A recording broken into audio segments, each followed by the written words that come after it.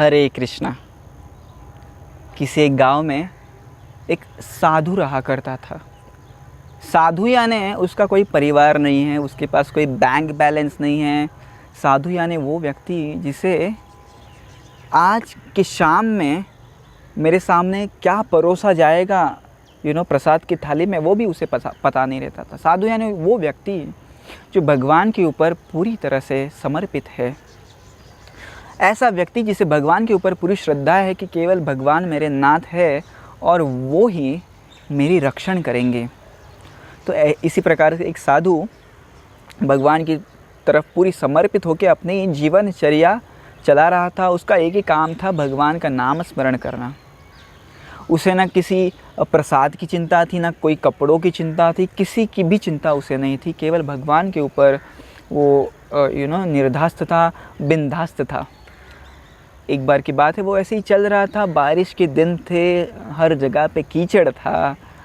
और हमें जब बारिश में होते तो हमें क्या याद आता है? ऑफ कोर्स भजिया याद आती है, राइट। भजिया, कुछ गरम जलेबी हो जाए, राइट। तो इसी प्रकार से ये जो साधु था रास्ते से गुजर रहा था, तो उसने देखा एक हलवाई की दुकान में भजिया बन रही है, गरम गरम जलेबियाँ बन रही है, गरम दूध उबल रहा है। तो वो देखने लग गया, उसे लगा कि कुछ मीठा हो जाए, राइट। पर उसके पास तो पैसे नहीं थे। तो उसने सोचा ठीक है, भगवान की इच्छा, भगवान देंगे तो लेंगे, नहीं तो हमें क्या पड़ी, हम तो ठहरे फ़कीर। तो वो गया हलवाई की दुकान के पास और उसने केवल वो जो भट्टी होती है जहाँ पे वो दूध वगैरह उबलता है, आपने देखा होगा, कढ़ाई होती है गरम। तो उसने सोचा क्यों ना हाथ सेक लूँ, ठंडी पड़ी है। और हाथ सेकते सेकते उसके मन में विचार आया कि भगवान थोड़ा अरेंजमेंट कर दो, ये जलेबियाँ मिल जाए, राइट। हमारे मन में भी ऐसा विचार आता है, राइट। तो उसके मन में भी विचार आया। तो ये जब विचार आया तो हलवाई को लगा कि क्यों ना मैं उसे थोड़ा सा, ये गरीब साधु लग रहा है, कुछ प्रसाद दे दूँ। तो हलवाई ने बड़े दिल से उस साधु को कुछ जलेबियाँ दी, कुछ भजिया दी, कुछ दूध पीने को दिया। साधु को दिल से बहुत अच्छा लगा, बहुत सारे आशीर्वाद दे के साधु आगे चल पड़ा।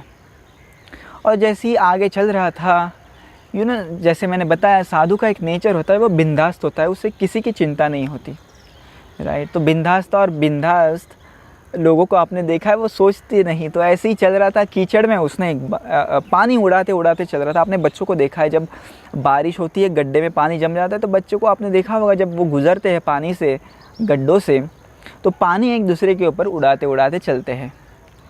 तो ये साधु भी अपने चप्पल से ऐसे पानी पीछे पीछे उड़ा रहा था। तो उसने देखा नहीं पीछे कोई खड़ा है।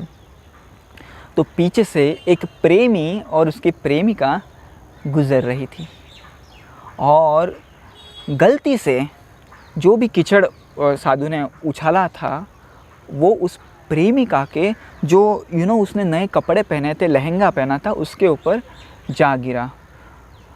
तो वाइट कपड़ों के ऊपर जो काला धब्बा दिखने लग गया। उसके चेहरे के ऊपर भी सुंदर ऐसी वो प्रेमिका थी, उसके चेहरे के ऊपर कुछ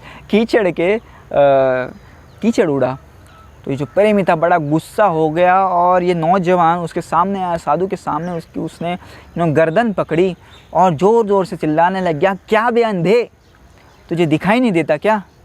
तुझे दिखाई नहीं देखा, हम पीछे खड़े हैं तेरे, और तू ये कीचड़ उछाल रहा है, आ तुझे मैं दिखाता हूँ मेरी ताकत। और इस प्रकार से वो गाली गलौज करने लग गया, साधु को मारने लग गया।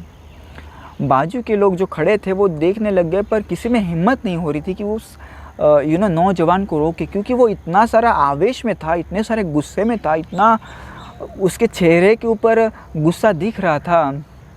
तो वो पूरी भड़ास अपनी साधु के ऊपर निकाल रहा था, और उसने साधु को ऐसे पकड़ा और जोर से कीचड़ में धकेल दिया।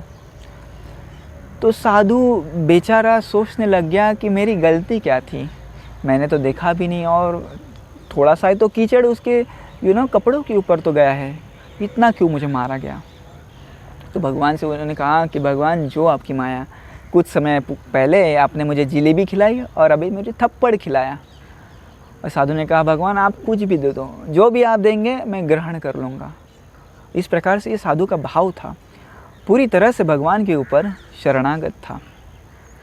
और साधु कीचड़ से उठा, उसने अपने कपड़े एक ही तो थे साधु के पास कपड़े, वो भी क्या करता। तो कपड़े को साफ़ किया और अपने राह पे चल बसा। बहुत सारे लोग मदद करना चाहते थे उसे, पर मदद नहीं कर पाए क्योंकि शर्म आ रही थी, राइट। तो कुछ और ये जो प्रेमी प्रेमिका थी अपने घर के रास्ते से चल गए और घर कुछ ही दूरी पे ही था। और ये जो प्रेमी था उसने घर का ताला खोलने के लिए वो उसकी पहली मंजिल के ऊपर उसका घर था, तो ऐसा सीढ़ी के ऊपर से वो चढ़ रहा था। और क्योंकि बारिश थी तो सीढ़ियाँ फिसलन हो गई थी, तो उसका पैर फिसल गया और वो फिसलते फिसलते ग्राउंड फ्लोर तक आ गया, निचले मंजिल तक आ गया और उसका सर फट गया, मतलब बहुत बुरी तरह से वो घायल हो गया और उसे हॉस्पिटल लेके जाना पड़ा। तो लोग सोचने लग गए कि ये साधु ने श्राप दे दिया। लोग साधु को डांटने लग गए, साधु ये क्या कर दिया आपने, उसे आपने श्राप दे दिया। साधु ने कहा, नहीं बाबा, मैं ऐसे कभी श्राप नहीं दे सकता किसको, मैं क्यों भला श्राप दूँ उसको। तो लोगों ने पूछा, यदि साधु महाराज आपने उसे श्राप नहीं दिया तो वो व्यक्ति पहली मंजिल से गिरा, नीचे गिरा, उसका सिर फट गया, इतना सारा खून बह गया, तो ये सब किसने किया। तो साधु ने कहा कि मेरे भाई, आपने क्या पूरे घटनाक्रम को देखा है, आज क्या क्या हुआ। तो उस व्यक्ति ने कहा, हाँ मैंने देखा। बोलो बताइए क्या क्या हुआ। तो उसने कहा कि देखो, आपने उस युवती के कपड़ों के ऊपर कीचड़ उछाला और वो कीचड़ जब उसके कपड़ों के ऊपर उछाला गया तो उसके कपड़े ख़राब हो गए। तो ख़राब तो हो गए, पर मारा और पीटा किसने। तो प्रेमिका ने तो नहीं पीटा, प्रेमी ने पीटा। तो साधु ने कहा, हाँ यही बात हुई। जिस प्रकार से युवती के कपड़े ख़राब हो गए पर पीटा उसे मुझे प्रेमी ने, ना कि प्रेमिका ने, उसी प्रकार से भगवान है, वो मेरे प्रोटेक्ट कर रहे हैं, मुझे मेरा रक्षण कर रहे हैं भगवान।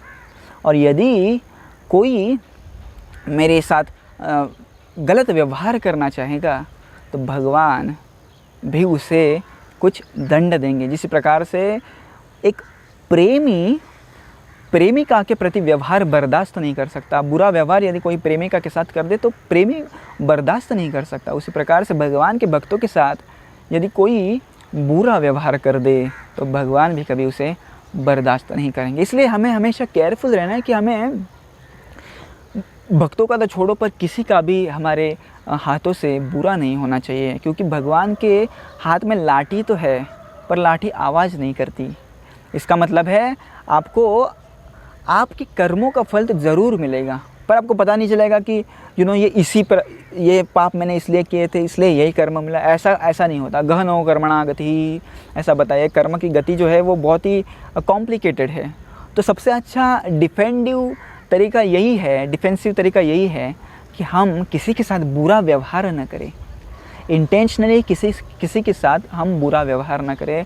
इसी से हम भगवान के दंड से बचे रह सकते हैं। और स्पेशली भगवान के जो भक्त हैं उनके साथ हमें केयरफुल व्यवहार करना चाहिए, उन्हें सम्मान देना चाहिए, अपमानित नहीं करना चाहिए और उनका एसोसिएशन ज़्यादा से ज़्यादा लेके हमें भक्ति में अग्रसर होना चाहिए। धन्यवाद। हरे कृष्णा।